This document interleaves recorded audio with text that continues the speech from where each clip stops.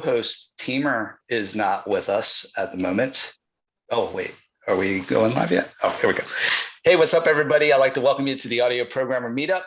I'm Josh. I am the creator of the Audio Programmer, and thank you for joining. I'm here with Sinan Bökeso and Daniel Walz, who are tonight's presenters. And unfortunately, our co-host Teamer is not with us. I was waiting for that to happen because I have the live feed on the other side, so had to turn off the sound for that. So our co-host Teamer, unfortunately, is dealing with some personal things, so he's not going to be able to join us this evening. So we're sending our best wishes to Teamer, and so I will be hosting on my own tonight. So a few announcements before we get into the presentations. First, wanted to remind you about the Audio Developer Conference, which is happening on the 15th and 16th of November. And that's going to be happening as a hybrid conference. So you can either buy tickets for the online conference or buy tickets for the in-person conference, which is going to be held at CodeNode, which is a venue in London. We're also looking for some volunteers for the virtual conference. So if you're interested in being a part of the online conference and maybe you can't make it out in person and you'd like to support the audio development community, you can actually volunteer for the conference and you get a free ticket to join, and you can help out and meet some of the some people that are in the industry. I've actually put the link to the form below, so you can just click on that link and fill out the form. And if you're interested in volunteering, we would love to have you. And yeah, so otherwise, if you would like to get a ticket or buy a ticket, you can buy the online or in-person ticket via Eventbrite, or you can visit the ADC website at audio.dev. I'd also like to talk about our workshops. So we're doing a collaboration with the Audio Developer Conference for workshops, and we have some great workshops that are happening, and those are going to be all virtual, and it's going to be on the 19th of November, which is the Friday. And you can actually find the schedule of that also on the Audio Dev website. Audio.dev is the website. So go check those out. We have some fantastic workshops that are happening. I'm not going to name them all because I will forget one, and I don't want to do that. So, and finally, I'd like to give a big shout out to our sponsors, JUCE, Sonics, and Focusrite, for sponsoring the Audio Programmer Meetup. So thank you for their support. They're the ones that help to make this meetup possible every month. Thank you, Sonics, JUCE, and Focusrite. And with that, we will go ahead and jump into our first presentation, which is going to be from Sinan Bökeso. So Sinan is a lifelong music producer, and he's been involved in post-production, and he is also the owner of the music tech company called sonicLAB. He used to live in Paris, but now he is in Istanbul, and he is going to be talking about stochastic methods, so generative music, generative synthesis, and I will now hand it over to Sinan. Take it away. Thank you to Audio Programmer team for this opportunity. Let me share my screen. Sorry. Yes, with sound. Okay. Good. Yes, all good. Great. So I like to divide my presentation on these topics, like the introduction to probability distributions and the famous vanguard music composer of 20th century, Xenakis, and his foundations in stochastic music, coding the probability distributions in C++, and some applications of stochastic synthesis on available sonicLAB software. So let me read a few phrases, typical definitions of probability distribution is the mathematical function that gives the probabilities of events with possible outcomes in an experiment. So this is the general how do you say, topic of probability distribution. And in our case, the experiment will be the musical applications. So this is a mathematical description of a random phenomenon in terms its event sample space and the probabilities of these events to happen. From the events, we can talk in musical terms, the events which cause some audio or some musical idea. And the last one is the stochastic behavior can be analyzed statistically, but may not be predicted precisely. So we can analyze the behavior, we can define it with a mathematical formula, but we cannot say precisely which event will happen. So it has this stochastic behavior. So quickly, I go to the first experiment to introduce you the probability distributions, which is a basic dice which we throw, and which has 6 surfaces, and each surface is numbered. And as we know, the probability of each surface to happen is equal, in this case, to 1 divided by 6.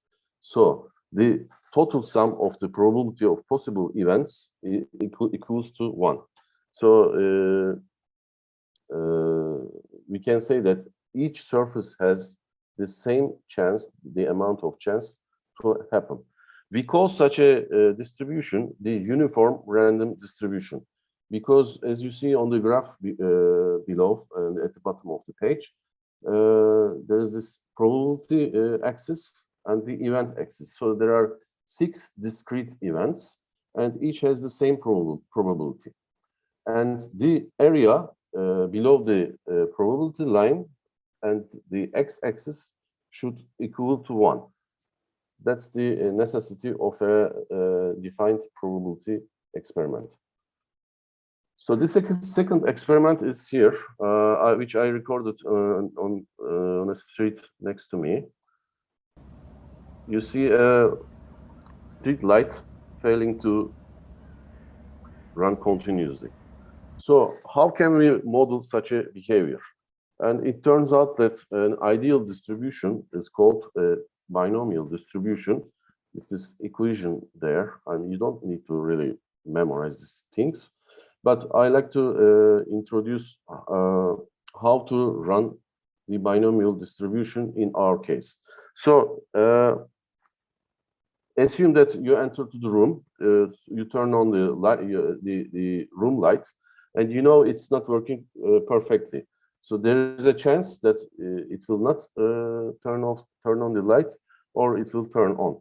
So let's assume we try this 11 times, which is the n consecutive trials in that equation here, and assume that the probability of a successful attempt is like 50%, like 0.5. And in that case, the probability of failure will be again the 50%, the other 50%. And then the binomial distribution of such conditions here is the bottom right figure. So out of 11 experiments there is the highest chance that 6 of them is successful. So if we try to turn on this light 11 times, there is a chance that 6 of them will be successful. And on the figure on the bottom left of this page, you see that the probability of success is less than 50%, because it says us like 3 of these trials, 11 trials, may be successful. So this is an example model how we can simulate such an stochastic behavior. So the next one, the third one, is again something I recorded.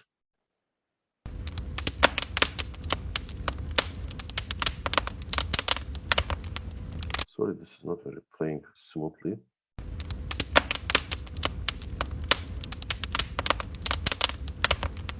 Wow. Anyway, you hear the crackles of the fire and burning wood. And so this is a stochastic phenomenon again. And I like to simulate this phenomenon with a distribution called Cauchy, which has a formula like that. And the particular thing of this distribution is it's a continuous distribution. So it's a curve, what you see and as on the figure, where the first two experiments, they were discrete probability distributions. So this one is a continuous. Why I did choose a continuous distribution here? Because I'm trying to simulate this experiment with time. We can count that time is continuous if you are not in quantum levels. The time between cracks, and also you can say that each crack has a different intensity. So some of them are soft and some of them are really sharp. So and this distribution fits well to simulate such kind of experiment.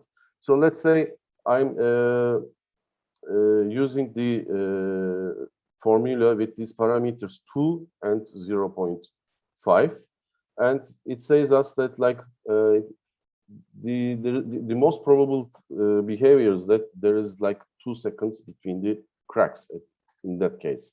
But you can use different parameters and the curve changes as you see there. So we have many distributions in statistics, science of statistics. So continuous distributions and discrete distributions, which fit well to the purpose. So the most famous ones are like or used ones are like the uniform and the Gaussian. And sorry, I used 3S there. It should be 2. And what do we do with all these probability distributions? So we can, by using them, we can introduce continuous transitions between order and disorder. So a strict order is like having a space with one single outcome. So there is a dictator, and whatever he says, we should obey. And the disorder, perfect disorder, is like a space with all possible outcomes and a random distribution of them, which is in this case can be perfectly the uniform random distribution. So we use all these distributions and the parameters in real time to generate this transition between order and disorder, which is next I will show you a compositional technique we offered or introduced by the avant-garde composer Yannis Xenakis. So this controlled randomness gives us a generative design tool which can be applied on any level of musical structures, which I will show next. And again,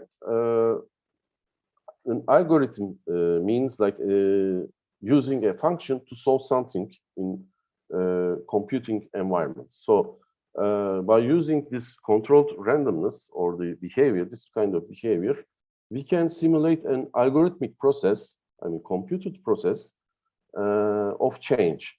And this can generate us the musical interesting forms. So now we are entering to the field of musicology. And I introduce you to Yannis Xenakis, a phenomenal composer, architect, engineer, and theorist of 20th century. Often his music has been considered as, he has been considered as a mathematical composer, and his music is kind of possesses a natural power and physicality. So, and he is, he has this book called, which one is this one? For many, it is the lingua franca of avant-garde music, and I would say like the computer music. So, and his lifelong achievements and developments on this field is immense, and he has documented most of them in detail on this book, which I have studied like 20 years ago in Paris when I started my studies in electronic music. For this unit, you see there is a code in Fortran, and even some later you will see in, code examples in BASIC. And he started developing these ideas in 1950s, and on a level where no one else did reach at that time. So, but this book needs some engineering degree. I mean, the mathematical level inside this book is really something you have to have a degree in that field. So, so next I will try to introduce you the basic concepts in his in stochastic music, in the foundations of stochastic music, which he has developed. So consider a time cell where we distribute some events which will produce us some sounds. So I define a rectangle here, which possesses like n seconds of time. And we have to distribute some sonic entities in this on this area, the time cell. And Xenakis has used the Poisson distribution to define the density of events in that particular time cell. So as you see on this curve, there is a lambda parameter, and they have shown example curves like for the parameters 1, 4, and 10. Let's consider the lambda as 10, and the black curve there tells us that if we try to distribute 20 events, and this distribution will use this curve to decide how many. So as you see, it's the most probably it will give us 10 events, the density of 10 events, but it can change like between 0 and 20. And when you change the lambda, the curve also changes. And then, for example, for lambda equals to 4, you see the green curve there. And so our events or our sonic entities should have an onset time and duration. So consider it as a usual score, and on a classical score notation, you can see where each note starts and how long it is. So he used the exponential distribution for this, and you see the curve and the various parameter examples of this curve on that figure. And for a sonic event, we have to define the pitch and the amplitude. And Xenakis has introduced the phenomenon called the continuous glissandi. So a glissando is a musical gesture, especially used on string instruments. It's like a continuous sounding change in pitch with a start and ending note, okay? And how can we calculate this kind of glissandi? So as you see, it has a starting offset and it has a velocity. So the higher the velocity, the steeper this curve, the glissandi. And the basic linear formula for this is like the GT equals S plus velocity multiplied by time. So, and we can model this kind of stochastic glissandi with probability distribution. So we can decide the starting offset with uniform distribution and the velocity with Gaussian distribution. Gaussian distribution is famous shape, which is it's a bell shape looking distribution, and it is symmetrical around its center. And so as you see on our blue rectangle area, I have drawn some glissandis, and then the color shade also exemplifies the continuous change in amplitude. So this is a score of Xenakis, which he composed, the famous score. It's called Metastasis in 1953. All these curves there which look like a mathematical or architectural design, actually are scores for string instruments, individual string instruments. So each player is responsible of completing a glissandi at different pitch levels and time.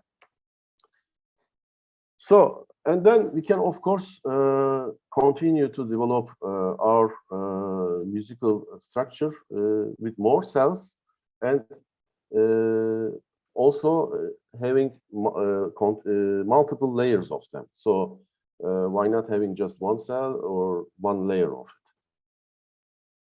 So I will play some examples of his music, and because which sonic content of these events can we hear? I mean, and in the case of Xenakis, there are, of course, many composed pieces. And the famous piece is called Pitoprakta in 1955, means actions through probability. What you see is a graphical score, because I preferred that so that you can hear and understand the visual equivalent much easier than a traditional notation. And in that piece, Xenakis drew an analogy between the expansion of gas molecules through the space and that of string instruments through the pitch range. And with the same concept, there is another. Let me play this first.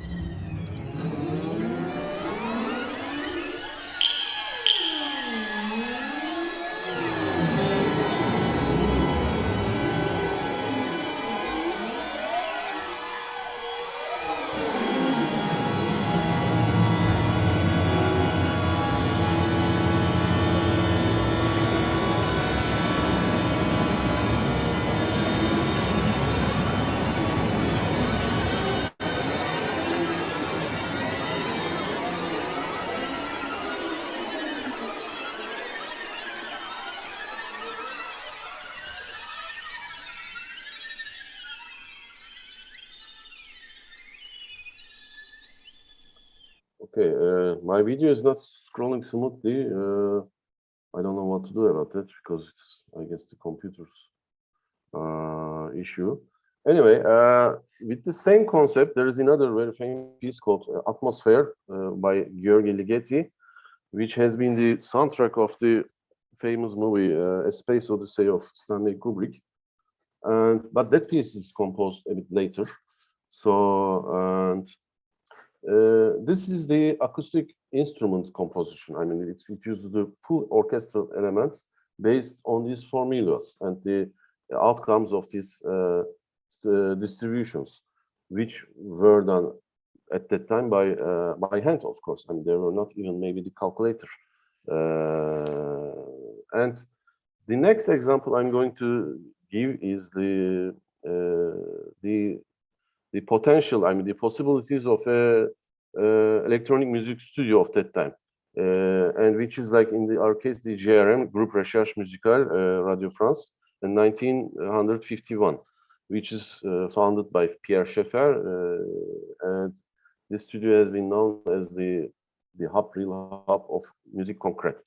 So, of course, at that time, they were using concrete tape recordings and the sliced reels of tape to be processed, and used some mixing techniques to conclude a composition of electronic piece.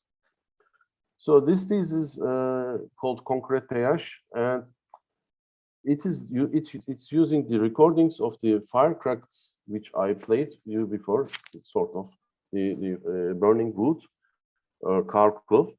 And then Xenakis has used one second of slices of these tape recordings, and he recalculated, make the montage of layering and transposing and creating an evolving density out of it. So let me play that.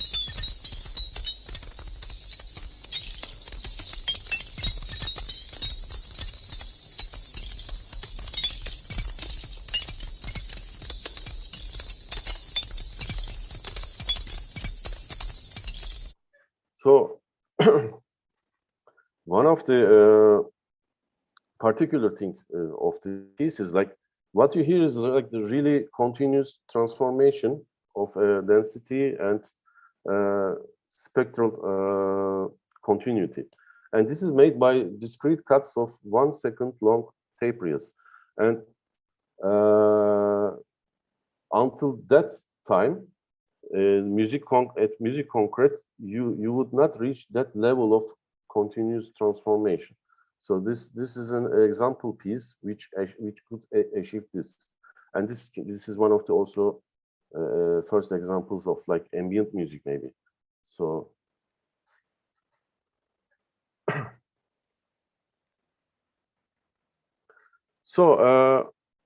all these computations of probability distributions and generation the events, the parameters for these sonic entities are of course in the control of the composer.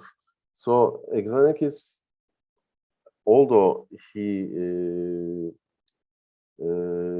laid the foundations of generative music structure, where these formulas or the computer computes a form of music itself. He never used the outcome untouched.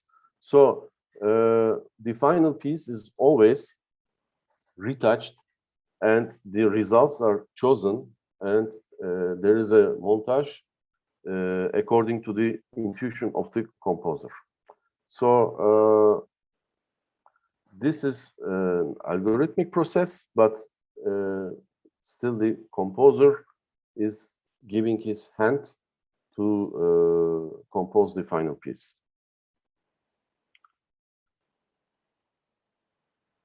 So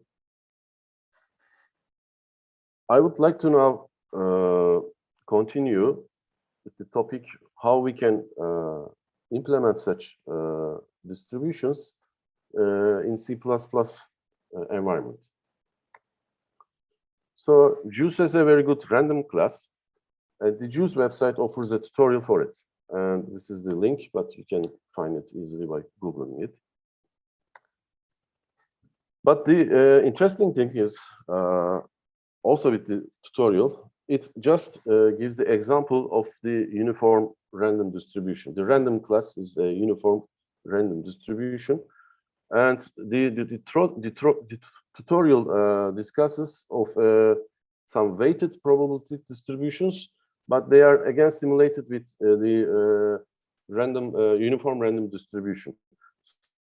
So therefore, I find it important for people who are interested in developing more probability distributions in C++ to watch this. So first thing is like you define, for example, in your header file, a random object with the, here I use the randval, and then we can get a uniform distribution result by using the method called nextFloat. So there is also a globally shared object version of that, but also the documentation says that it's not thread safe. So although it's a bit faster, there is nothing wrong to use your multiple random objects whenever you eat. So you don't need to really use the globally shared object. And you can, of course, query your distribution results in float, integer, double, and Boolean form. So the next important thing on this topic is the seed value. So these random objects are pseudo-random generators. So they use an algorithm, and the computer simulates the pattern, which is not perfect, because that pattern has a probability to repeat after a certain time. But this is why it's called pseudo, and there are many algorithms simulating this random patterns. So what do we need to do next is like use a seed value. So each value generates a different pattern of random distribution. So for example, as you see, if you type 0, it starts like that. And if you set Z1, it starts a bit similar, but then diverges to another pattern. So and you can use in JUCE class the set seed randomly function, so that it uses, I guess, the system clock and other conditions to set the seed randomly for you. And another thing to do is to define some margins for your random distribution object. So you can say that use this distribution between a minimum and maximum value. And I have typed for you example method for that. And inside this method, you see the first step is the set the seed randomly, and then return a value of that object, random object, inside these margins. And so I switch next. And how can we implement other probability distributions? So let's implement the exponential distribution, of which curve you can see on the right. And there are 3 example lambda values. And the px function, probability distribution function, people say also probability density function, PDF in short, for this kind of definitions. And px is 1 minus e powered by minus cx. And c here is the lambda parameter, actually. And what we need to do is we have to solve this equation for the variable x. And then we obtain this formula x equals minus ln, and the rest, as you see, sorry, I cannot read it very fluently. And then instead of px, I mean the PDF, we replace this with a uniform random distribution. So I typed as a method for you this exponential distribution, which takes a lambda parameter as input, and then returns the value of the distribution according to the formula what we have above. And this is how you can simulate or obtain the exponential distribution by typing the code directly and using the random object of the JUCE class. So now let's implement the Poisson distribution, which is a discrete distribution. And again, we start with its probability distribution function px, and you see the method there, which I used, and again you see inside the JUCE random object, which generates the floating point uniform random distributions. So in general, define the probability distribution equation against the event space X. So choose your probability distribution, in other words, and solve the equation for X, and replace the Px in that formula with a uniform random number generator. So another possibility is, because not every equation is really easy to solve against X, and sometimes it's not possible. And there are methods, like you can use tables, like a wavetable synthesizer. You can generate tables of probability distribution values, and then you can ask these results to a table randomly also. But I would like to introduce you to the random library of C++11, and which is very handy. And they use the following pseudo-random number engines, but I use the default random engine, which is the top. So some people prefer the others. And it's easy to access as just typing the include statement at the top of your header file. And then you define the a generator object for the default random engine. And next we seed it, and you see it's called generator. It's the seed method, and with a specific seed value.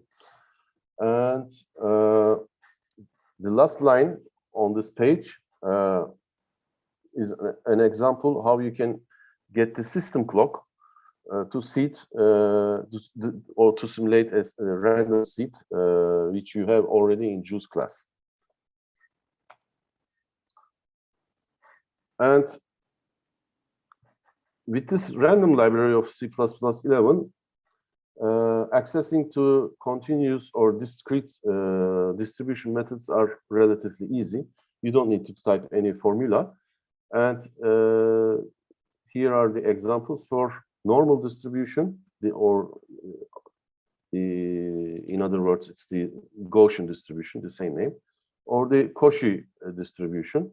And you input your parameter, the distribution parameters, both of have 2 parameters, and then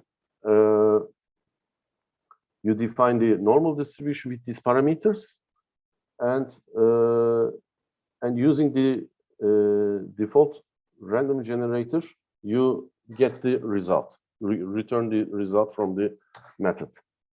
And the same is also for the Cauchy distribution.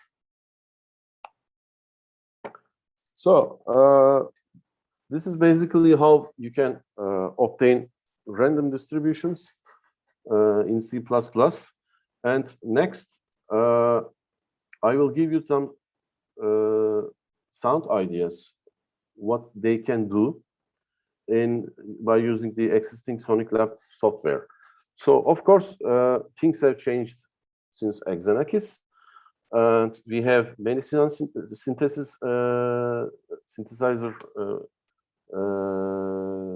synthesis methods available, and each of them have their parameters. We have filters and other phenomena which affect the sound. And beginning from the ideas of Xenakis, I have tried to take them further and then implement these in modern sound synthesis tools in form of software. So my main contribution to Xenakis idea has been this figure there. As I explained to you, he was using a time cell and distributing these events inside. So I expanded this idea by using the fractal approach, and consider the upper time cell as a macro event, and each event distributed inside this macro event, I name it as meso event, and each meso event expands to a microspace. And inside this space, I have these micro events. And all these are distributed with probabilistic distributions. And this we call top-down distribution. And this augments the time scales of the initial time cell idea. So we have multiple time scales running together. And each event can have their own modulation curves and multiple of them. So how do we construct the audio with that? I begin with the micro event. So I put a sound source to each micro event. I calculate the space, and this becomes the meso event, and this space becomes the macro event. And this is called bottom-up construction of sound. So I will change the screen, sorry, to Ableton Live, which you know.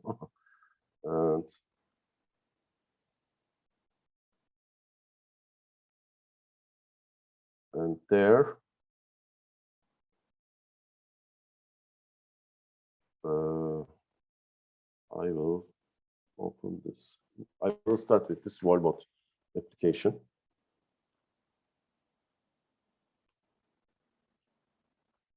And okay.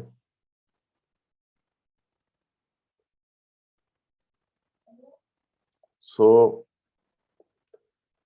this is the application, and I will play a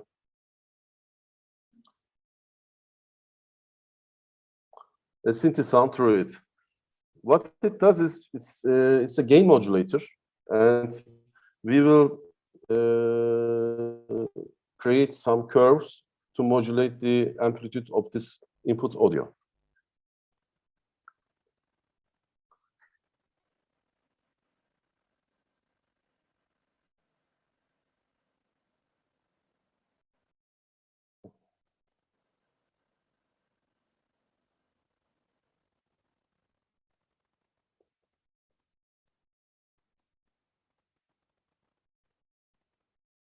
Here I'm using a uniform distribution, which modulates the amplitude of the input audio. Let's see the Cauchy distribution with that. Sorry. Oh. Something is happening. Wow. We can't hear anything, Sinan.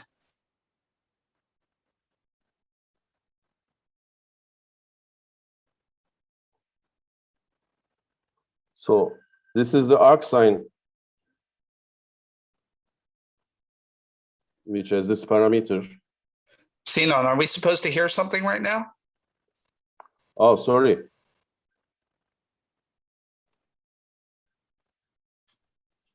I share again.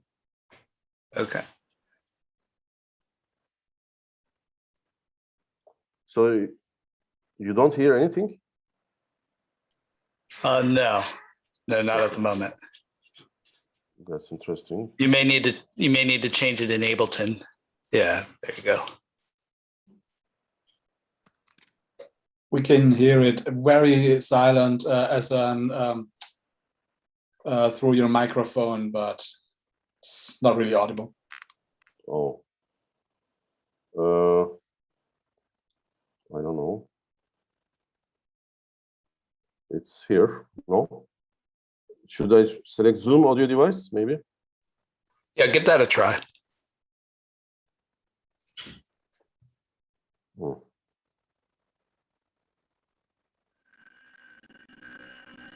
Yep, we can hear it now. Yeah, my computer is too slow to handle all these things. Yeah. Okay. Yeah, anyway, I start again. So this is a sound which I input to this modulator, and I'm changing the amplitude with this function. And this is arc sine distribution, which has these parameters, and the rate function. Oh, I have to decrease this. You see?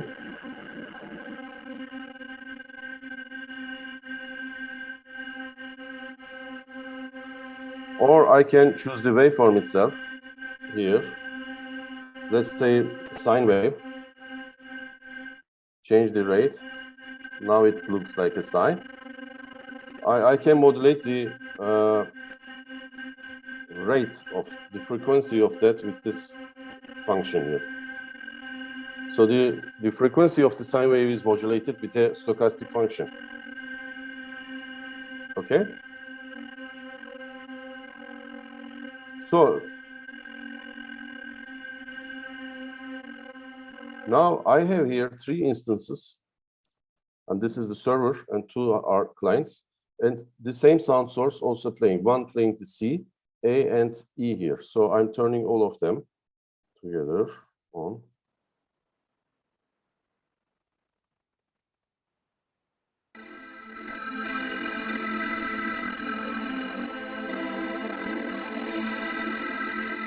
Let's make it like that.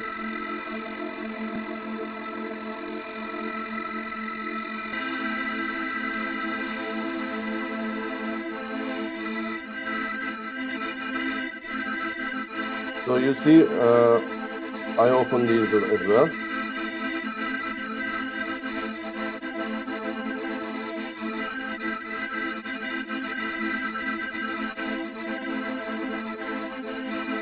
So I have 3 audio tracks, and this server controls these clients. For example, if I increase the rate here, you see, it instantly sends the command, the parameter change to the clients as well. But they use the same stochastic function, the same parameters, but the outcome is, as you see, different. It's this different iteration. So, and this.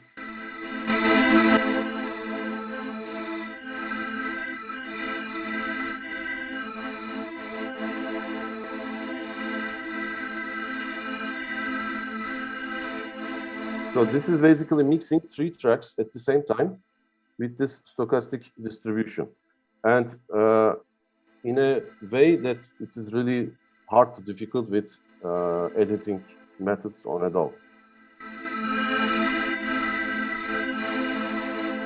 Let me show you some examples.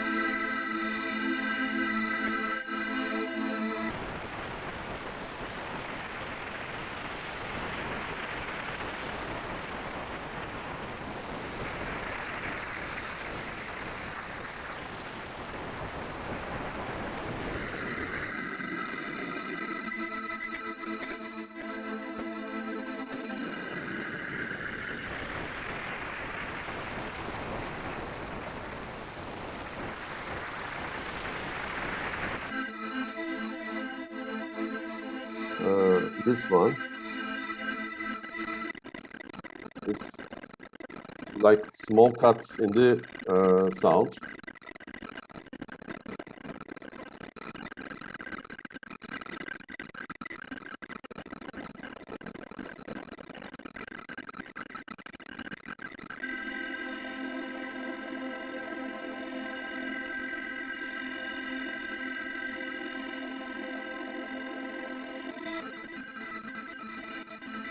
And you see the visual aspect of distribution as well.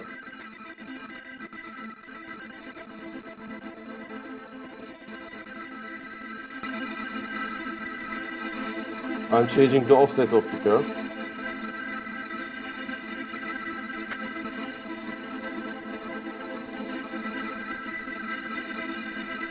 So I think this is enough for this case.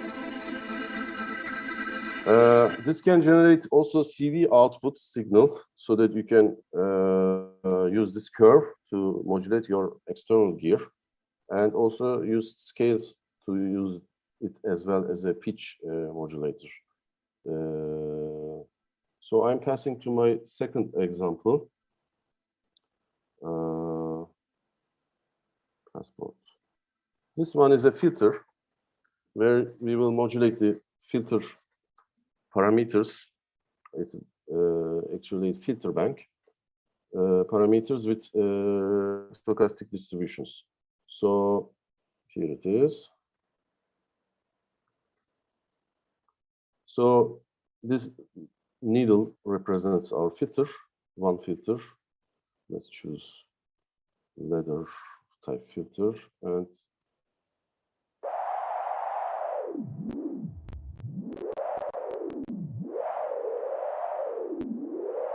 the audio cracks of it, yeah.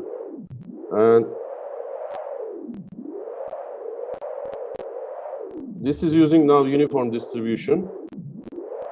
I'm changing the rate.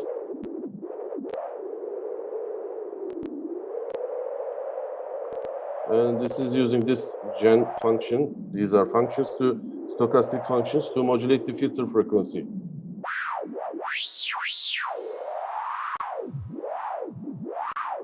These are barriers where I limit the distribution. It's like min max value. And from this noise, I will generate wind sound.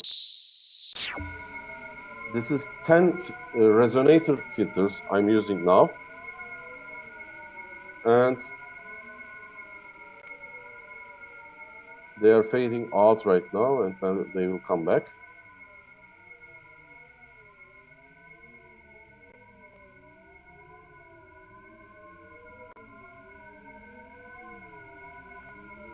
Okay.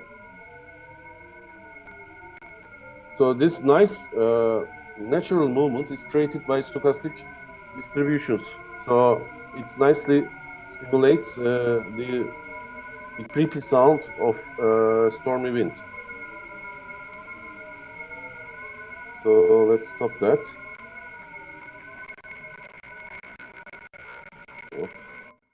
And here I open fundamental, which will play us just the sound.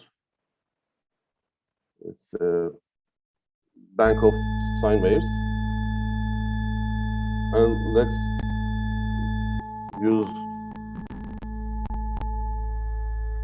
So these 3 filters are 4 filters actually, filtering this sound. But I'm using this discrete function to change the amplitude of the gain of this each filter. You see?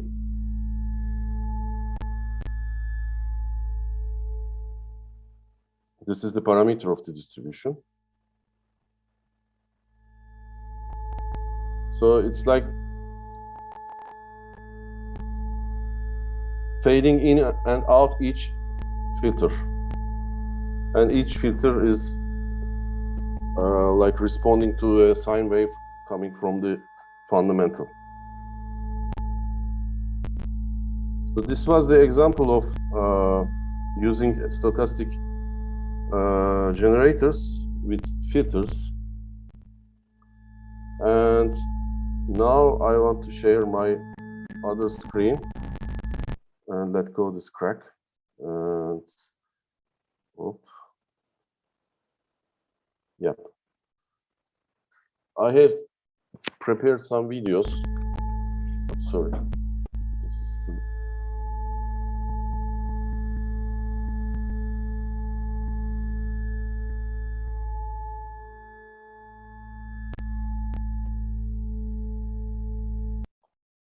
Okay. And this is a video I created for presenting Cosmos F Saturn, a synthesizer using stochastic distributions. Here I start with a very the simplest audio construction. It's a Dirac impulse. It's one sample length of audio. And what can we do by distributing these impulses? Here it is. I hope you have sound. Yep, all good.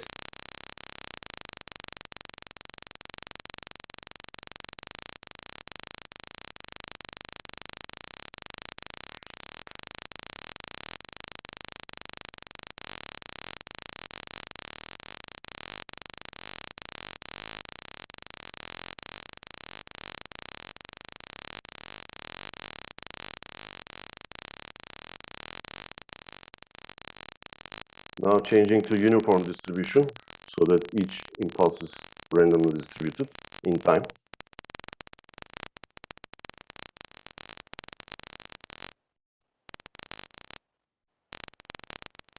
I'm changing the density of the distributions. And now I'm using the Cauchy distribution, which is like now the firecrackers as we have listened before. And I'm convolving this with a reverb. I'm changing the speed of meso events.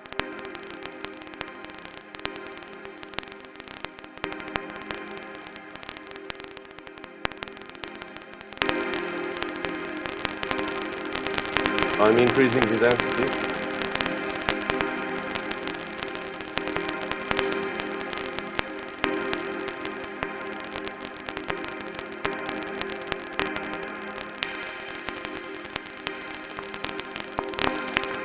And introducing some filter modulation as well.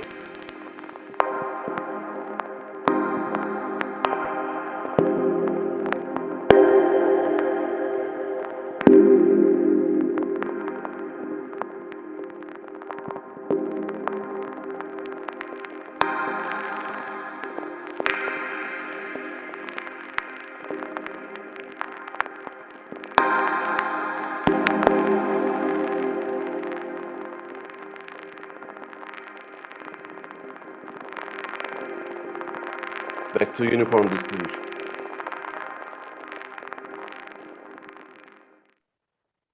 So, as you see, this is a lot of information computed and applied so many sonic entities to form up such a structure. And this is pure computation. So it's an audio design, which we can actually call computer-assisted audio design. So, and I don't touch anything. I don't do any montage. Just there is the fluid stream of computed events in an algorithmic manner, which then sounds like a real ambient texture of a natural phenomenon.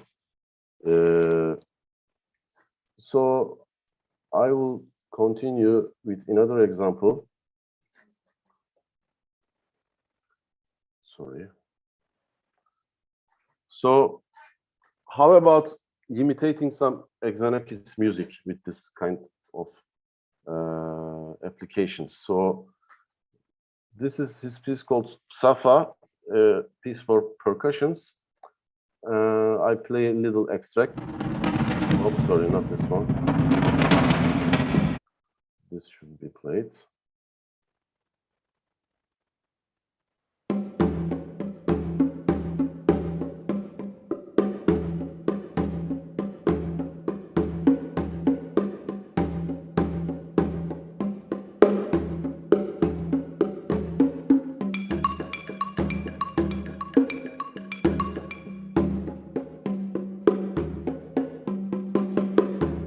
So I used an Indian drum sample.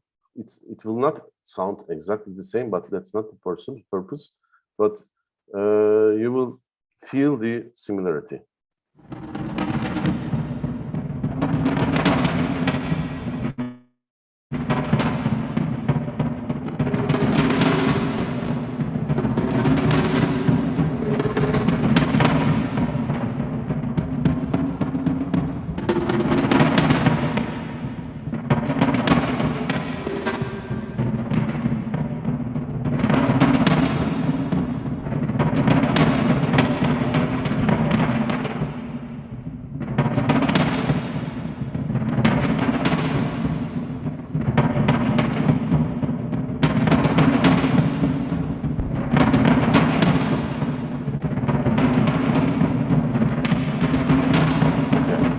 So the next, I think if I do full screen, scale to fit screen, the videos don't play well. So I will use a smaller scale.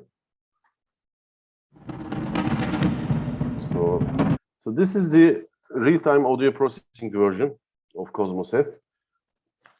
You know, there's FX plugins and also instrument plugins. So this is an FX audio FX plugin where each event is filled up with the incoming audio.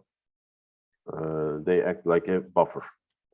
So first you will see the dry sound, you will hear the dry sound, and then the processing. This is the dry.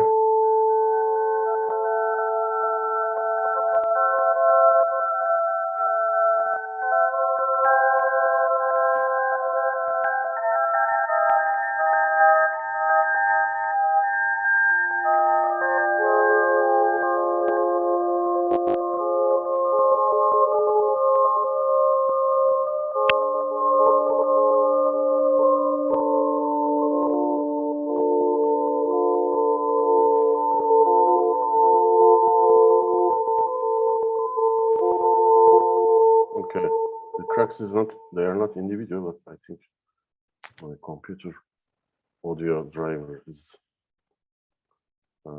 responsible for that. So I have last examples here from fundamental and thermal. And for that, I have to stop this share and then, so I need just another 5 minutes maybe.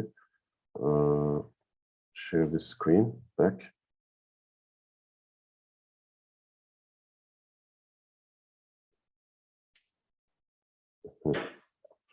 And here, launch live.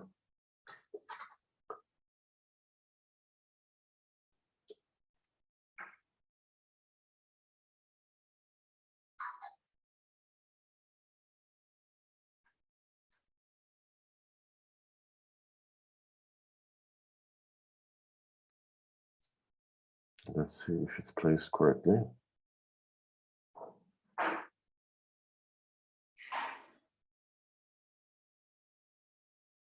I'm not sure.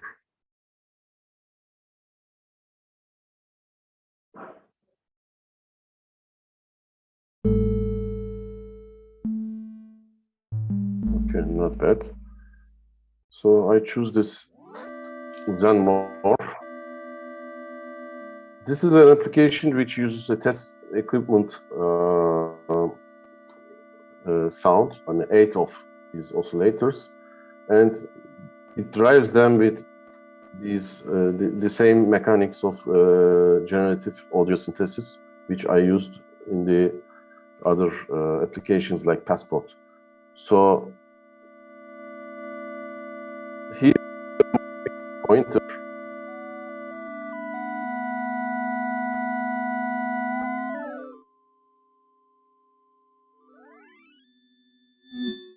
I forgot to turn on the application.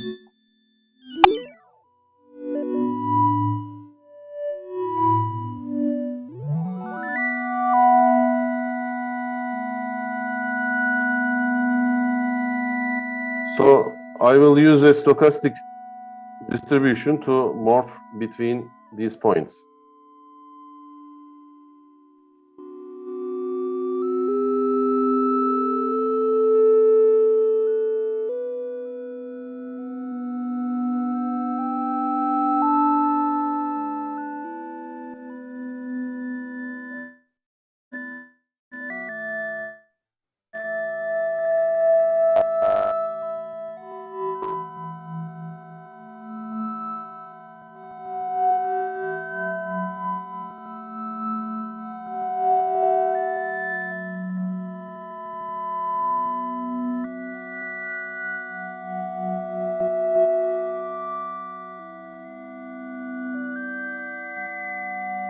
So this is an example of generative synthesis where we use just sine waves, but all these processes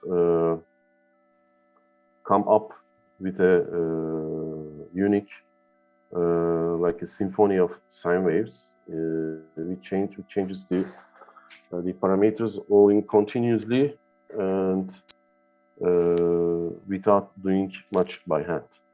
So the last example is Thermo, which is my latest application. It's based on thermodynamic principles, where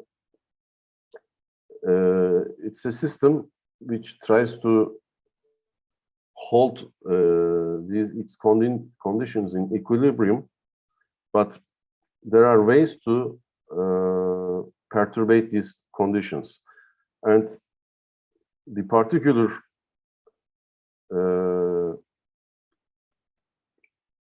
force behind them is again the stochastic function. So because they work on themselves, and then the system tries to give a response to that. And I have an example here.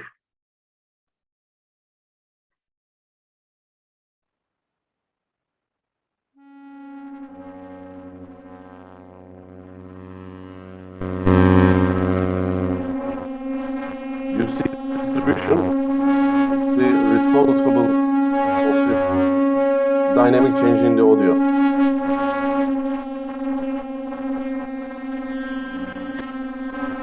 And the system is trying to respond to that with filter modulation. And I turn this method off, and it becomes a dull, not very interesting sound. But if I activate it, and along with this distribution, it generates this sound, which moves by itself and generates this quality.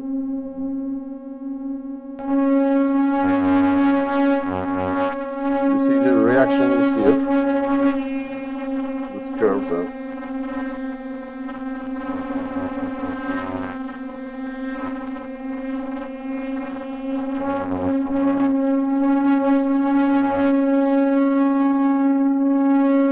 So this was an example of a more hybrid system, generative system, where the stochastic functions were taking part as modulators, the system perturbators, like they act on parameters so that the thermodynamic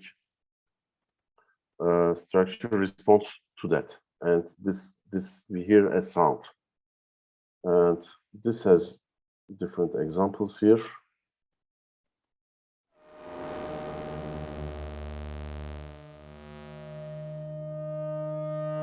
So these are changing like that.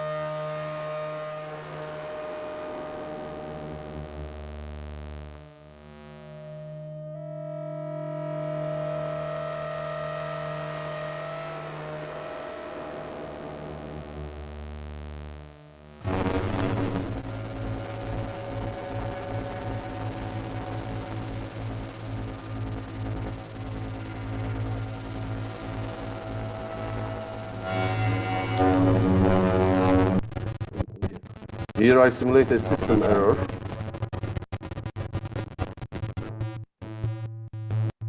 These parts are coming in and out. So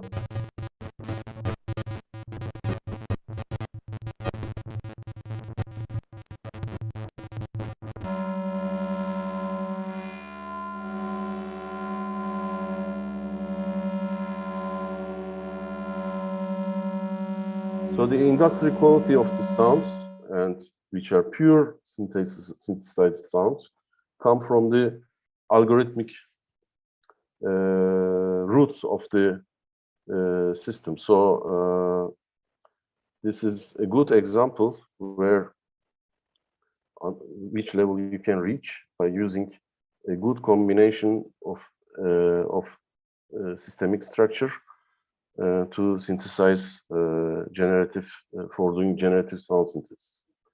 So I hope this was useful for all of you, and I'm not really a teacher, but I just wanted to make sure that to give you as much possible as I can, and in that limited time. And so I thank you again for this opportunity to the audio programmer team. That's it.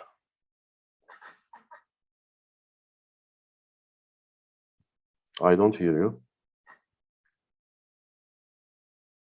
Yes, helps if I turn off my mute. Thank you very much, Sinan. That was awesome. Thank you. Yes, and thanks so much for showing some practical examples of how to get started as well. I think that will be very helpful for people who are looking to get into this type of programming. So there have been a couple questions, and you showcased one of these earlier, but there was a question from Afrologic asking if these techniques have utilities for sampled sounds as well. So you did one that used the Indian drum. I wasn't sure if that was generative or if that was exactly exactly that was generative by the direct. It was direct recording of the output of the application. So that application can use samples. I have some standard oscillators, additive synthesis, some Karplus strong synthesis, and also sample. I can load samples to each micro event there, and so that's a full-blown synthesizer which can use all these techniques as an input. Amazing. So Listexic says, I love the client server arch on this, makes sense in a multi-channel presentation. Yes. And was part of that running on iOS as well? Yes. Okay. Volbot, Passport, and Fundamental. I mean, it's only the Volbot which has this server client architecture, and Cosmos M31, which I didn't show here. They have this server client structures, and the purpose was there. Like I use like a networking JUCE networking class for that, and actually I had the idea, but I was not sure if it would work inside the DAW or not. But it turned out, like after several experiments and then trial and fails, and it's working. So it's pretty fast. I mean, you change one parameter and the other clients are affected instantly, maybe 1 millisecond later. So, but it's not that important. So, and the idea is like you have a generator and the copies, clients of it, like clones of it, but they iterate different results. So why not applying it to multiple tracks at the same time? Because this is a problematic in DAW. Maybe you have ways to achieve this in the Ableton Live, but other DAWs have no connection between tracks like that. So you cannot communicate or assign tasks to share between tracks. So I think this can be useful for other ideas as well, not just stochastic synthesis. Yeah. And Listexic had another question that said, if you're working with these on a single sample level or using buffer sized chunks of data. I think I understand the question. sonicLAB software does not use optimization. So, sorry, only Passport uses vector optimization. The rest uses sample level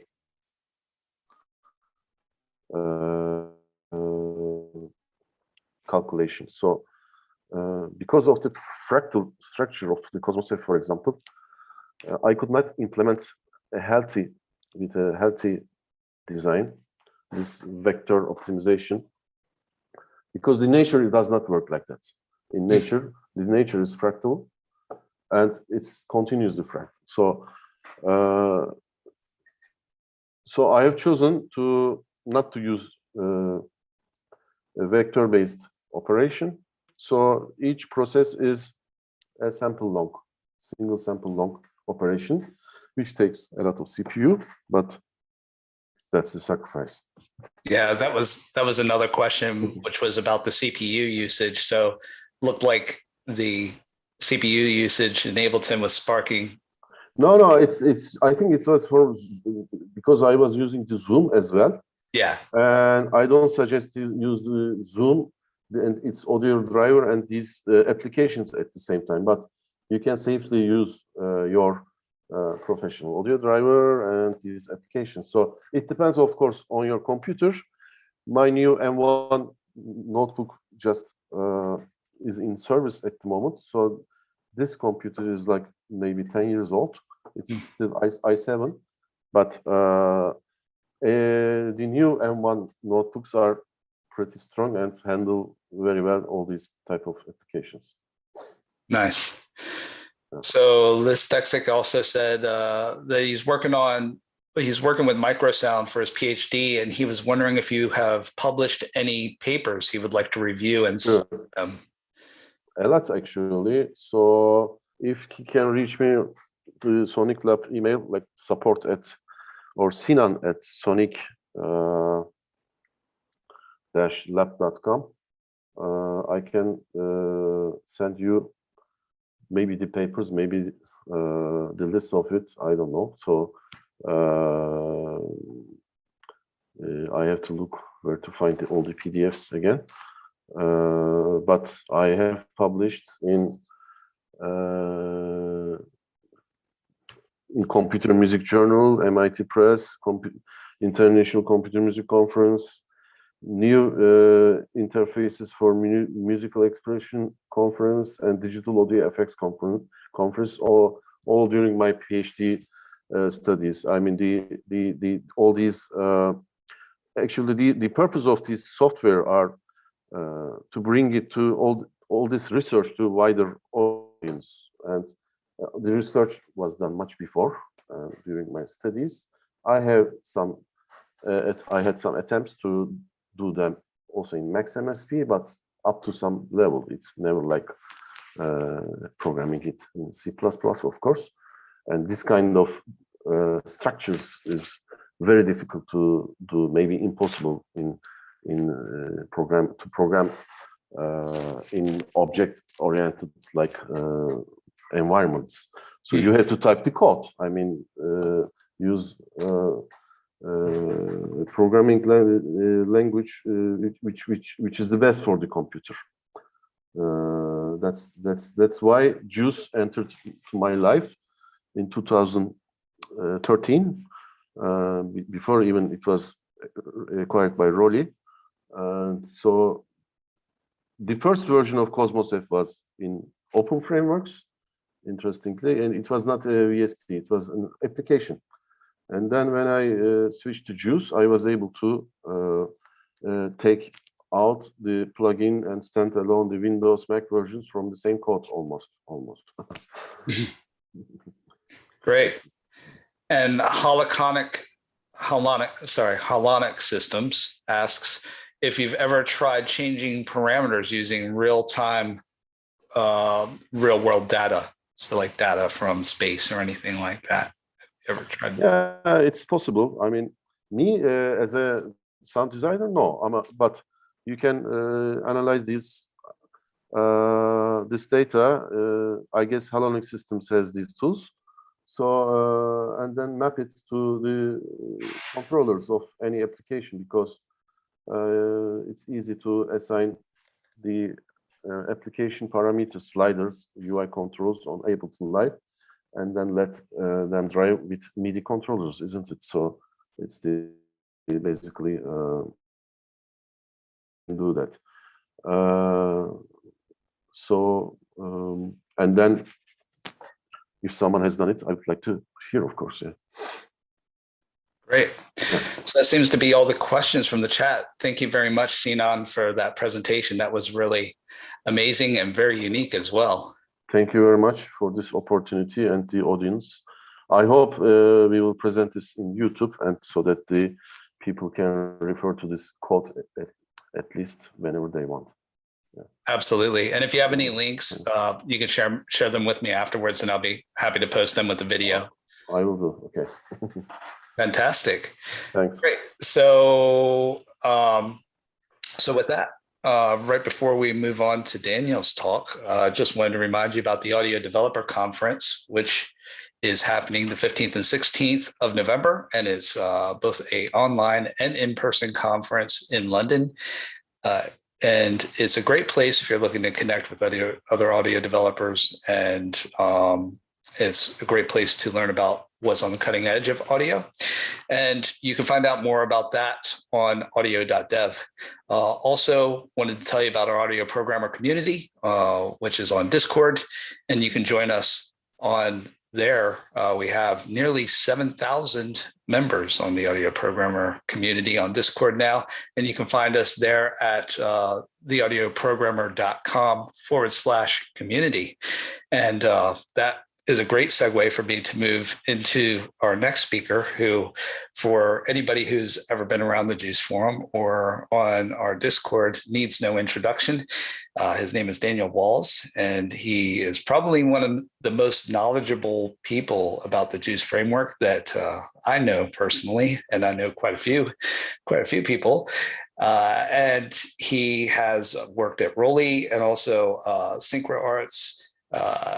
here in the UK, but now he has moved back to Germany, and he is flying his own banner, Foleys Finest Audio. He has a lot of great examples of JUCE code. If you're looking how to make a great delay or great equalizer, you could check out his GitHub on github.com FF Audio. I have that memorized. That's how often I visit it.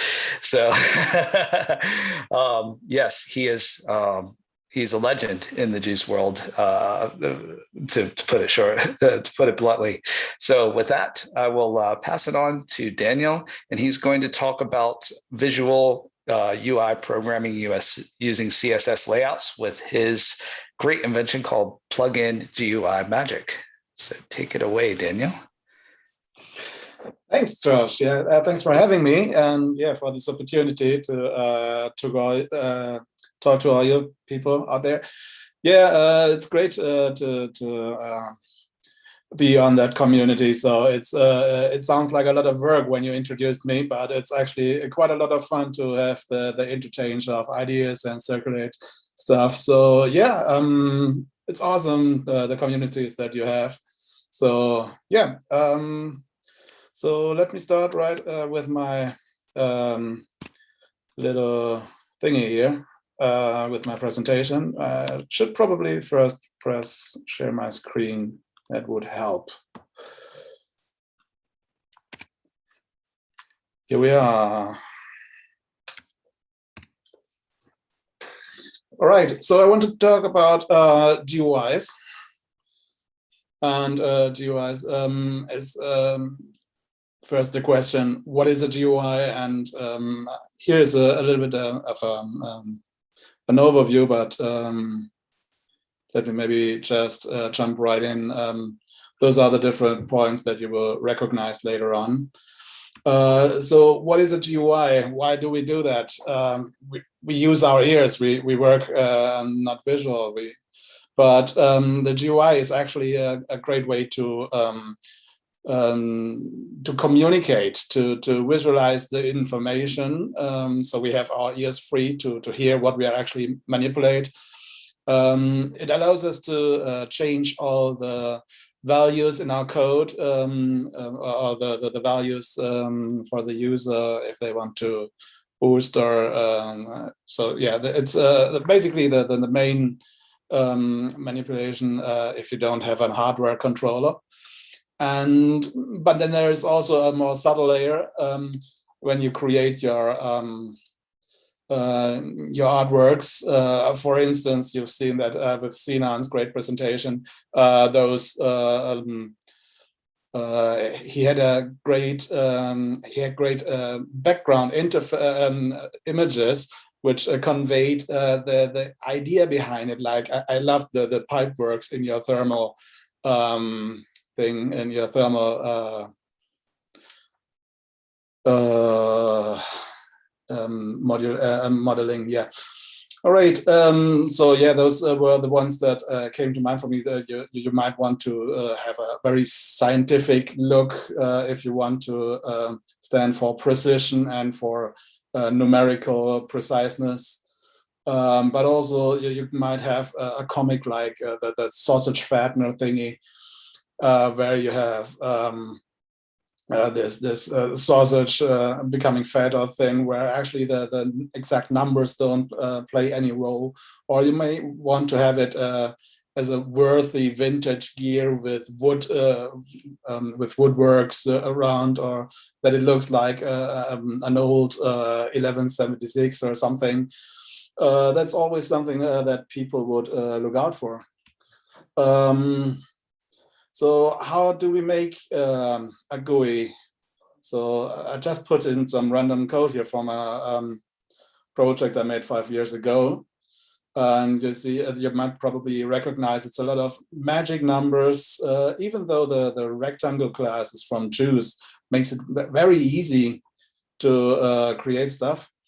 It's still, yeah, it's not very visual. So for me, what I wanted to do is use more advanced technique, and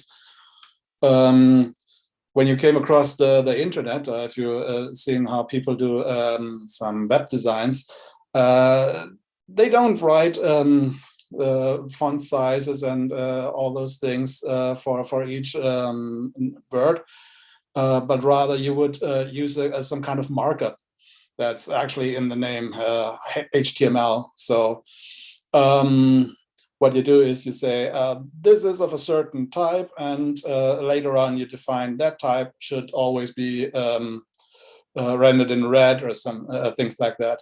So the JUCE has the look and feels for that, for the coloring. So a little bit is there, but actually the technology on the web is way more advanced. So they use things like Flexbox, and we get later to that one. So yeah, it's important to separate the layout information from the text or the code, because then you can tweak that later on and you don't have to worry if that all still fits together. And then there is a technique that's called cascading style sheets, which is very important because that allows you to inherit certain information.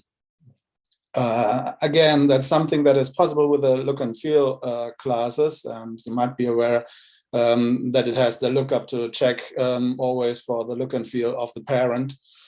But again, that only goes in one direction, and the CSS is actually way more powerful. That's why I employed that in my system now.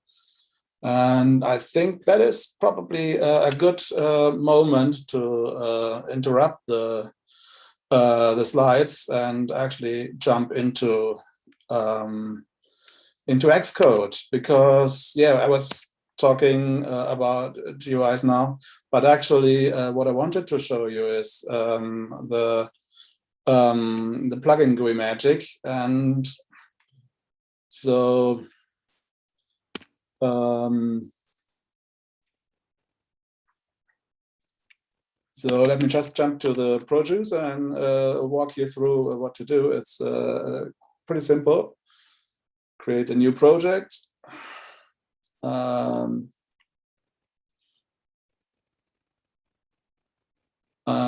Give it a name.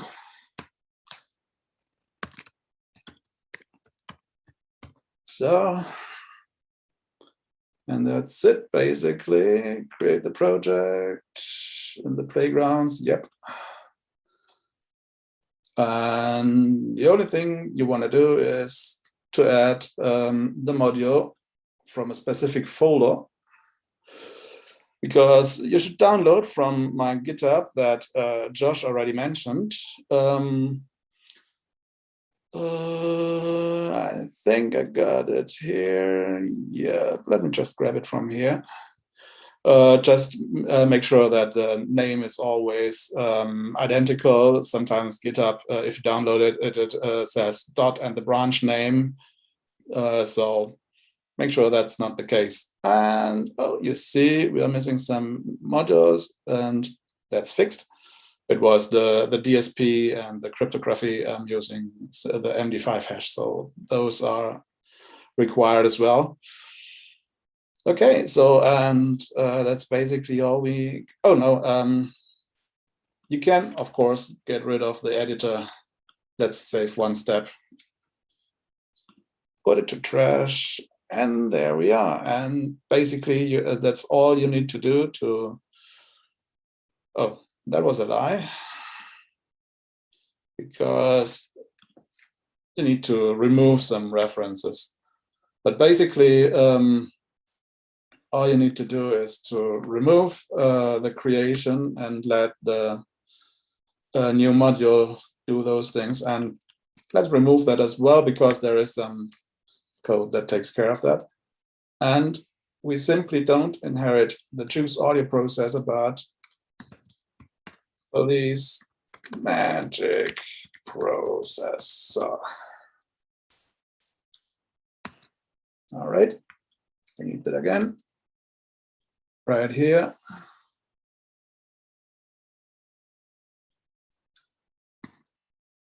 There we go. And we can do one more thing. If you look at the, here is one line. I marked that already. I'm going to explain that later, what that is for. And basically now we can start designing.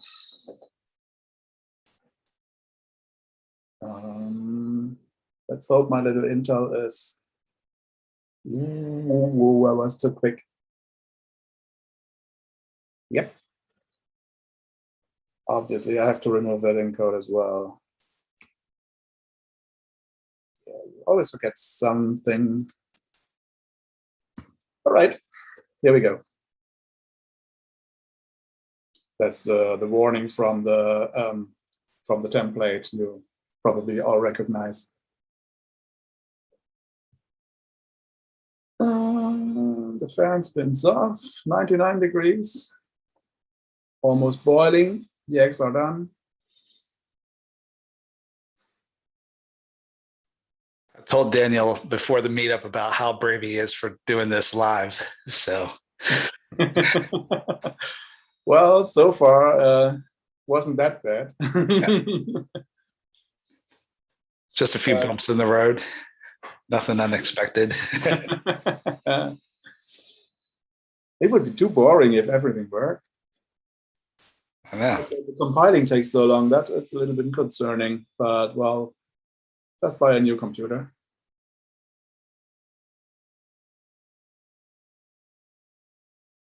And here we are. So what we get is the normal template, and here you get this floating little toolbox. You can make that a little bit bigger if we detach that and keep it on top. So this is basically the document model, the DOM tree, like you would know it from JS or from HTML. So you can always put stuff in here. For instance, we have the slider class, and we simply drag that in here, and we get a slider here, fully functional.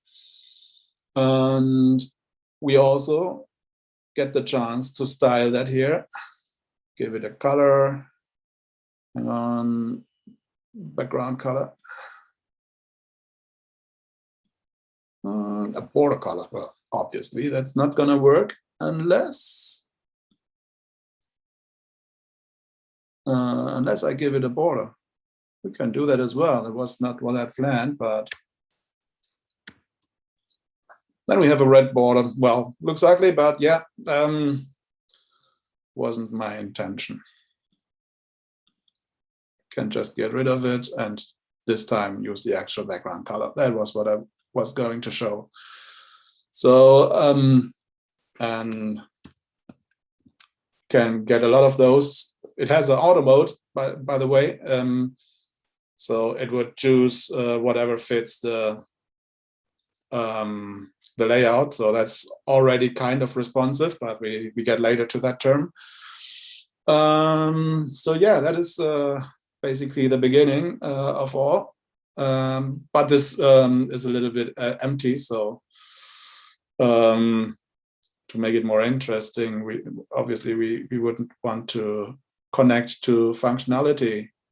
So here there are no parameters available. That's why I have some playground projects that we can also load.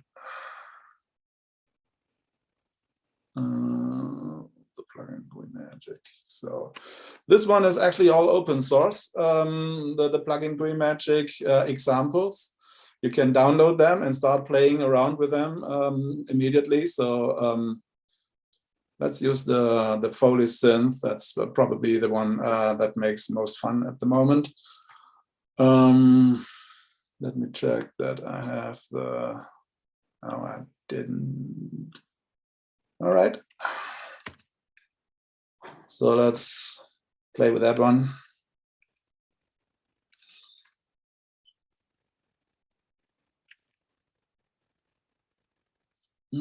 Come on. You need the Jeopardy theme song when these build. Yeah, 4 of 20 tasks. Yeah.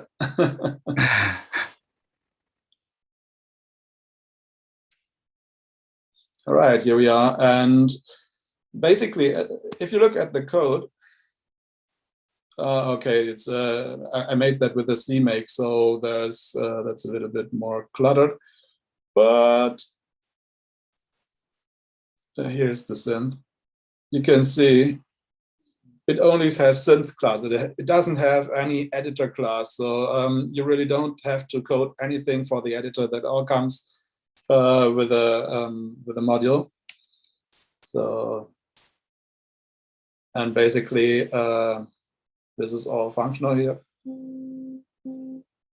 I don't know if that's connected now. Yep, you're all good. Oh, okay, nice. It's not as picky as Ableton. Okay, so that all is all already connected. This is just a simple overtones row, so that's pretty simple. And here again, you have all those classes that you can pick from. You have the label. Where is that actually? If I want to see that, I can just click here. Ah, here. That's the label. So yeah, you can get all that together without coding.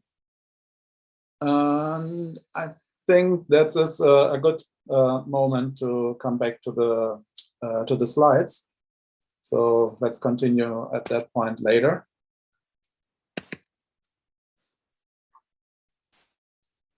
So what you've seen is we have this document model and all the different informations. Actually, let me show you a little bit of the classes already. For instance, when we have this sliders here, actually this one. Let's use this one. You see here there's the class harmonic. So what is a class in a CSS? A class is actually just a list of a named value set, basically, that keeps different informations.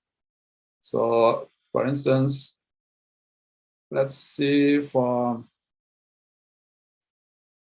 here we see all properties that are available anywhere. And this is the caption of the view. So let's open the here, the decorator. Sorry, I'm caption color. That's what I wanted to do. So if you change here, everything that references this harmonic class will automatically follow.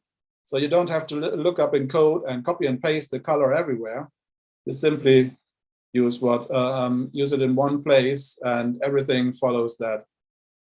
So I think that is already a pretty strong argument not to do everything in code.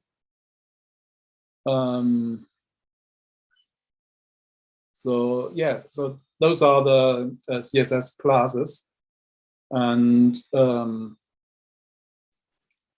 yeah, you can use it basically everywhere. Okay, so that was what I was missing. Now let's get back to the responsive layout. Responsive layout is actually something that became more important now with the changing sizes of screens. Back then, when everybody had 640 by 400 or CGA, there was no problem. But today we have 4K, we have the Retina, we have the older machines. So everybody has different sizes of screens.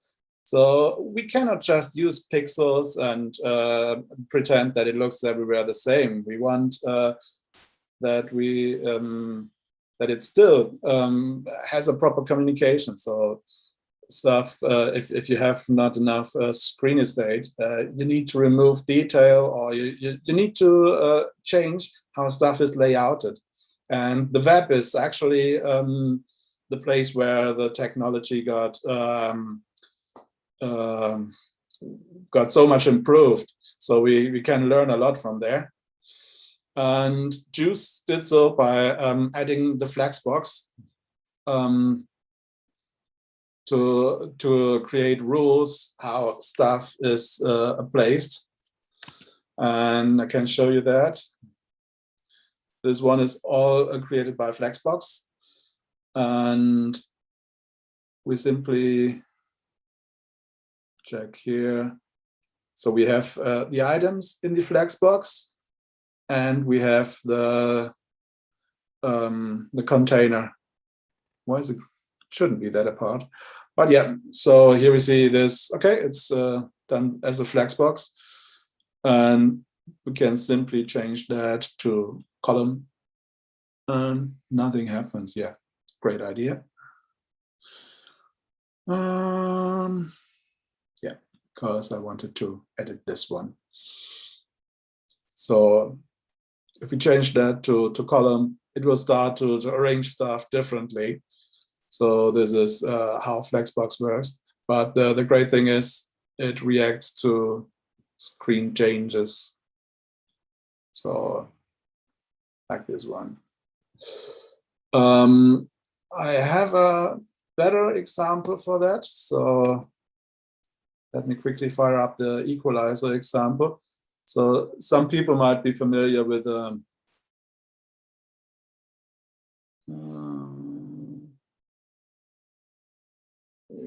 equalizer example.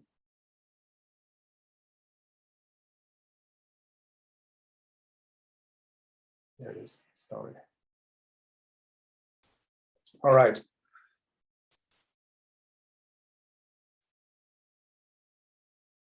So this one, some people might know the frequalizer that is out there as some code, and many people use that as inspiration.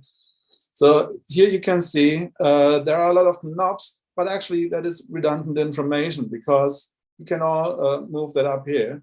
So that, what I did was to remove that when the screen becomes too small. And again, that is not something that that is in the code, but that is actually done with CSS classes here. Let's check what we have here. And there is the collapse class.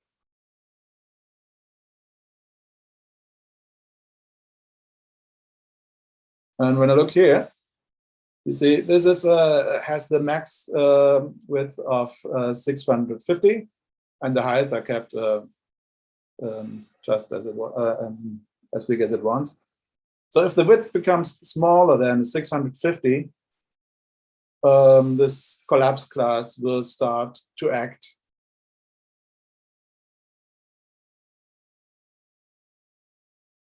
And yep, that is the different one. What it actually does is, if you check here, the container, here we have the display tab. If the size is bigger, this class stops working. So this display is no longer overruled, but it's actually the default set here, which is in here.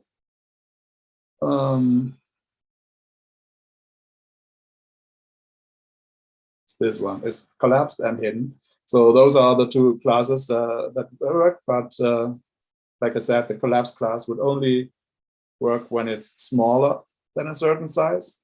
And the hidden class, we can check what that does. But you probably guessed it already. The hidden class. If we check here the container,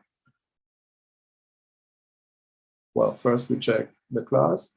Yep, when the height becomes smaller than 450 pixels, it will do something. And basically,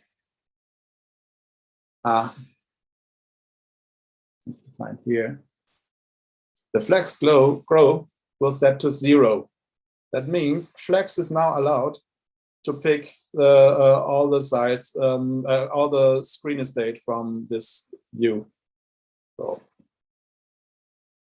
and it's gone. So this is responsible, responsible, responsive layouts. And how you do them with the plugin GUIMagic. And that is something that is a quite nice thing to do in your plugins. And yeah, you can do that at runtime. You don't need to care during programming, recompiling, checking how it works, and going back to code.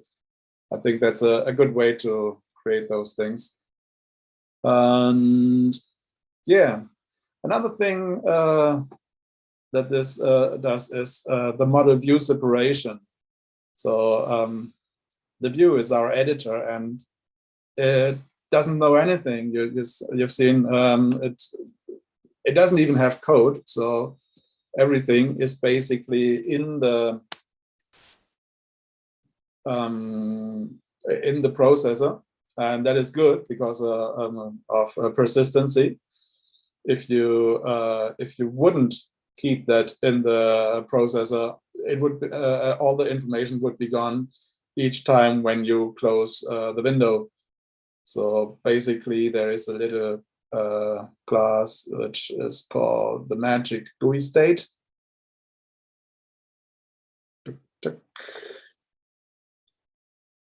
I'm sorry.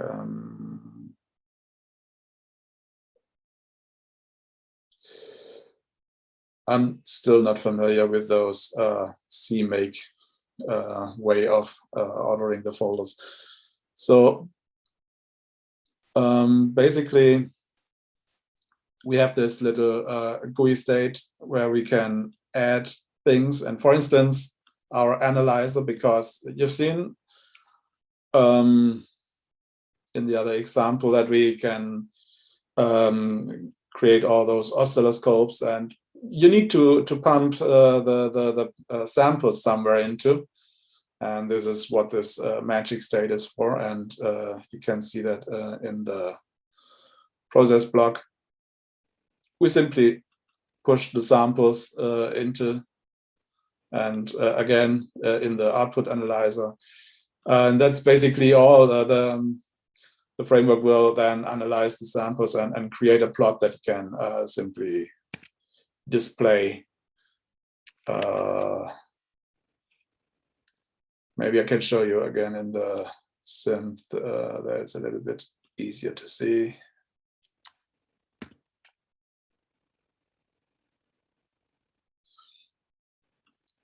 Here we have this view with the oscillators.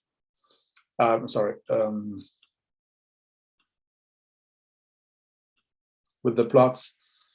And basically, in this magic state, we announced there is an analyzer, and here in this plot, we can select that what to display. So the analyzer is one thing to display, and the waveform is the other one. I have them both here in different nodes and just layered over each other. So that's how you can all see that. Yeah, that's a little bit a showcase of what's possible here. Let me see in my slides what I have as well. Oh yeah, actually, I already jumped on that. So there are the visualizations available. There's an oscilloscope, there's an analyzer, and we have the frequency plots that you've seen. That's actually a feature from JUCE, so I shouldn't take credit for that. It's simply calculating the frequency response from the coefficients of simple IR filters. So I'm not that strong in DSP, so I just used what's there in the DSP module. And there are the other components, the XY dragger you've seen already. I created a drum pad I can show you. If you simply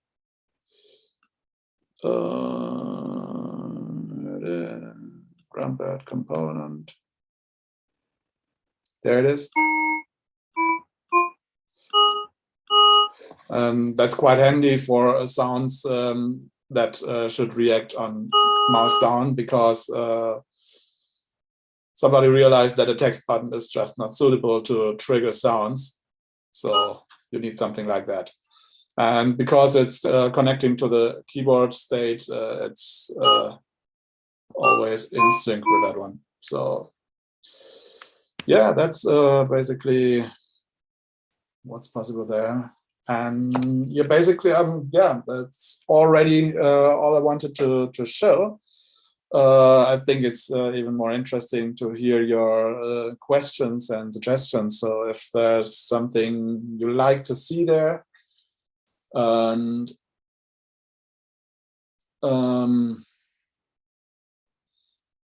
if there's something where I think, well, that wouldn't work for my use case, let me hear it, and let's see if that's possible or not. Yeah, let me come back to the cameras. Oops. Here it is. Stop share. All right. There you are. Yeah, thank you very much. Nice, short and sweet. I like it. So there were a couple questions. So there was a question about editing the values. So are those in XML format where you can just edit those by hand if you wish, or in JSON or in CSS, or how is that? So that's all in value trees. Okay. From value tree, you can edit or anything. Can put this sharing on again. Yep. There we go. Basically here in the resource files, this is the equalizer. Equalizer data.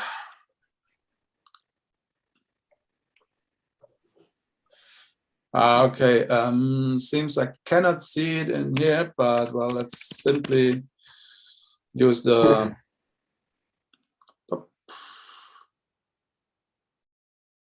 developer PluginGUIMagic examples, equalizer example, resources. Here, this is the XML file that will be added to the resources. Nice. And basically everything is in there. First, are the styles. They would normally be in the CSS JSON-like format, but I just put it together with the other information into the value tree, because that's way more convenient to have it in one file. And here then is so that means that you also can create a value tree on the fly, just from the information given. And actually, that's something that I didn't show you yet, but we can simply do that. Equalizer example. Here we are. There is, hang on. Let me just search for, here we are. Yeah, this function, if we simply comment that out, and in the header as well.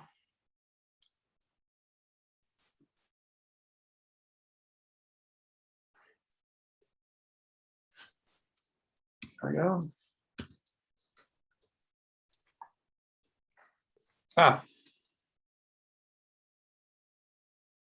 Yeah, I edited the equalizer, so that wouldn't work. Let me run the equalizer.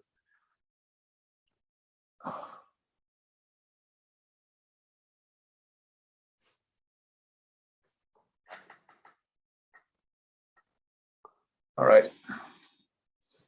What's happening now is it will generate that value tree.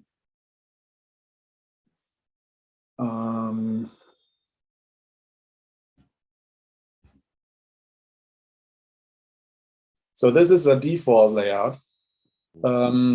It simply reads what parameters are there. So it starts with the plots, and because there are so many, it would show them. And then in the other one, it also uses the parameter groups. So the first parameter group Q1, and there are all those different buttons. And you could start use that as a starting point and start moving stuff around. For instance, move that in here. But yeah, let's get rid of that one for the moment. So to have that side by side would be one option. So this auto-generated you can use that, because otherwise you need to drag a slider for every single thing. But in this case, you can just use that and drag it around, and it changes the order immediately. So yeah, that's another feature with the value trees. So yeah, very nice. So yeah, more questions. Yeah, so I have a very quick question. So, but the actual UI components themselves, you couldn't generate those from. You would have to make those in. You'd have to make your own classes of sliders and everything. You couldn't just generate those from plugin GUIMagic. Is that right? Well, basically the plugin GUIMagic simply wraps the existing JUCE ones. So that were all simple JUCE sliders. And there's a wrapper around that draws the decorations like the border and other things. And you can also wrap your own classes in there. I mean, there's so if I was starting from scratch, I would need to create a slider first. Well, you have the JUCE sliders. Yeah, I know that, but I'm saying if I just built a blank JUCE project, I can't just say, okay, I want a slider, I want a dial here or anything, and then just place it around the screen. You couldn't. That wouldn't be possible, right? Maybe that. Maybe I don't understand the question, but yeah. So let's say I had a blank JUCE project. Yeah. And that I built the project with plugin GUIMagic. Yeah. And then I say, okay, I want to create a slider, and I want the slider to be this color. I want it to be this type of slider. You can do that from. Absolutely. I click the share again. That was the first example that I showed. The playground. That was a completely empty thing, and all you have to do is just pick a slider here. Oh, in. Yeah, sorry, I missed that. Holy cow. And another one. This one is, I don't know. So yeah, and then let's add a meter there. Well, it's not connected to anything. That's why it doesn't show anything. So it's a bad example. Basically, yeah, let's have a button. So this one already works. Let's click the button and give it a text. So that works as well. And so was that the question, or? Yep, that was the question. And then Wave Sequencer, Paul Carter, he has a related question, which is so to override the graphic elements for custom slider and knob look and feel, you would still have to do that in code. Is that correct? There are some look and feels already available. So if we click here on the, hang on, shouldn't I have it direct? In the decorator, sorry. Yeah. So I can, you've seen here that it was this one. Mm-hmm. I can already use the ones that are with JUCE, and hang on, let me just remove some stuff because so there are some additional ones that I created. So far, only some rotaries. I should probably select it. So yeah, those are the.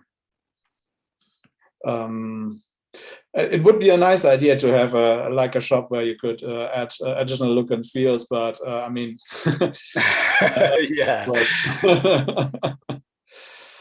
And just add Photoshop while you're at it. I added the Knopman option, so you can use film strips with that as well. So I'm not a big fan of that.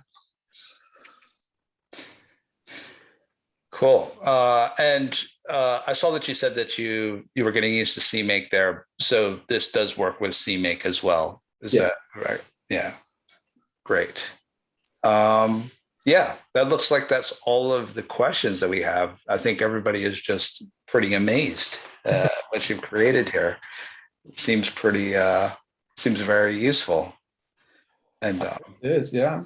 Yeah, I think so as well. Great. So I think that's it. That's all the questions that I have from the viewers. And so I think it's a good time to wrap up. Thank you very much, Sinan and Danielle, for your presentations. Yes, thank you very much. Two very awesome presentations. And if you'd like to make a presentation, you being some of the people that are actually viewing this video right now, you can. And you don't need to be one of the world's top coders like Sinan or Daniel, and you could be just starting. Maybe you're in university and you want to share your first project and some of your perspectives on audio development, and we welcome that here. And you can actually submit your project or submit your proposal via our website, theaudioprogrammer.com/submit. And also, once again, be sure to join our audio programmer community on Discord on theaudioprogrammer.com/community. And with that, I'm going to sign off, and thank you very much to everybody who joined, and we will let you go. Thanks, and we will see you next month. Let me grab the date very quickly. So it's every second Tuesday of the month that we have these meetups. And so the second Tuesday of November will be... Will it collide with ADC maybe?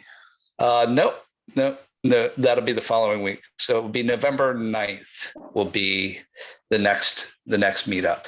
So November 9th is the next meetup, and we're still looking for one speaker for that meetup. So please be sure, if you have any ideas, just drop me a line. If you know me on LinkedIn or on Discord, I'd be happy to have a look.